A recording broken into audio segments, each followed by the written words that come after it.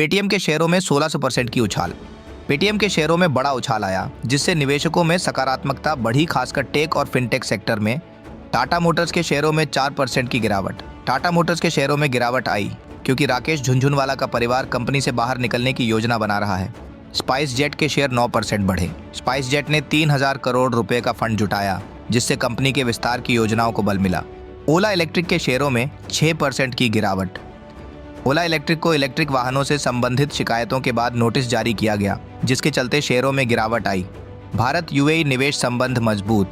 भारत और यूएई ने नई भुगतान सेवा शुरू की, जिससे दोनों देशों के बीच व्यापारिक संबंधों को और मजबूती मिली। आरबीआई रेपो रेट में बदलाव की संभावना नहीं।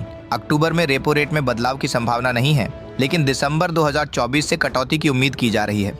झारखंड में 30% मोबाइल ऐप्स पर एनबीसीसी के शेयर गिरे। हाल के प्रदर्शन के बावजूद एनबीसीसी के शेयरों में मोबाइल ऐप्स पर 30% तक की गिरावट देखी गई। भारत का 6 दशक पुराना कर कानून बदलने की योजना। सरकार ने 60 साल पुराने इनकम टैक्स एक्ट में सुधार की योजना बनाई है, जिससे इसे सरल बनाया जा सके। क्रूड ऑयल की कीमतों में स्थिरता। इजराइल ईरान के बीच तनाव के बाद कच्चे तेल की कीमतों में 13% की बढ़ोतरी हुई, लेकिन अब कुछ स्थिरता आई है। जेप्टो ने बेंगलुरु में नए हेडक्वार्टर का उद्घाटन किया। जेप्टो ने अपने कर्मचारियों को मुंबई से बेंगलुरु स्थानांतरित करने के बाद अपना नया मुख्यालय खोला।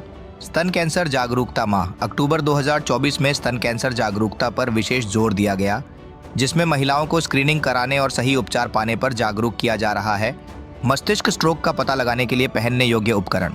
भारत में एक नया लेजर आधारित पहनने योग्य उपकरण विकसित किया गया है, जो प्रारंभिक स्ट्रोक जोखिम का पता लगाने में मदद करेगा। CAR-T सेल थेरेपी का विकास। भारत की पहली स्वदेशी CAR-T सेल थेरेपी को विकसित किया गया है, जो ल्यूकेमिया और लिम्फोमा जैसी बीमारियों के इलाज के लिए एक उभरती तकनीक है। HPV सेल्फ कलेक्शन टेस्ट की मंजूरी। भारतीय महिलाओं के लिए एक नई सुविधा जो उन्हें HPV टेस्ट स्वयं करने का विकल्प देती है, जिससे सर्वाइकल कैंसर की रोकथाम में सहायता मिलेगी। WHO global traditional medicine centre को 85 मिलियन का योगदान। भारत ने WHO के पारंपरिक चिकित्सा केंद्र के लिए 85 मिलियन का योगदान दिया, जिसका उद्देश्य पारंपरिक चिकित्सा के उपयोग को वैश्विक स्तर पर बढ़ावा देना है। स्वदेशी टीके का विकास। भारत में स्वदेशी तकनीक से एक नया टीका विकसित किया गया है, जो संभावित रूप से कैंसर और अन्य गंभीर बीमारियों के लिए असरदार हो सकता है। मानसिक स्वास्थ्य जागरूकता। मानसिक स्वास्थ्य पर जागरूकता बढ़ाने के लिए नए अभियान चलाए जा रहे हैं, खासकर युवाओं में बढ़ती अवसाद और चिंता की समस्याओं पर। स्वास्थ्य बीमा योजनाओं में सुधार। भारत सरकार ने हेल्थ इंश्योरेंस में सुधार के लिए नई नीतियां लागू की हैं, जिससे दवाओं और उपचारों की पहुंच बढ़ाई जाएगी। हृदय रोग और धूम्रपान। एक नई रिसर्च के अनुसार धूम्रपान और वेपिंग से हृदय रोग का खतरा बढ़ रहा है, जिससे लोगों को इसके खतरों के प्रति सचेत किया जा रहा है। Digital health plan. भारत में डिजिटल हेल्थ कार्ड की नई योजनाएं शुरू की गई हैं, जिससे मरीजों की मेडिकल हिस्ट्री को डिजिटल रूप में सुरक्षित रखा जा सकेगा। मधुमेह के लिए नई दवा। एक नई दवा का विकास किया गया है, जो मधुमेह के रोगियों के लिए बेहद प्रभावी साबित हो रही है। कैंसर के इलाज में नया अनुसंधान। कैंसर के उपचार में एक नई तकनीक को शामिल किया गया है, जिससे इलाज के बेहतर परिणाम मिल रहे हैं। आयुर्वेदिक उपचार पर बढ़ती रुचि।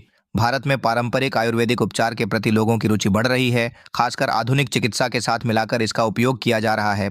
डेंगू और मलेरिया की रोकथाम। मलेरिया और डेंगू के बढ़ते मामलों से निपटने के लिए नए टीकों और दवाओं की टेस्टिंग की जा रही है।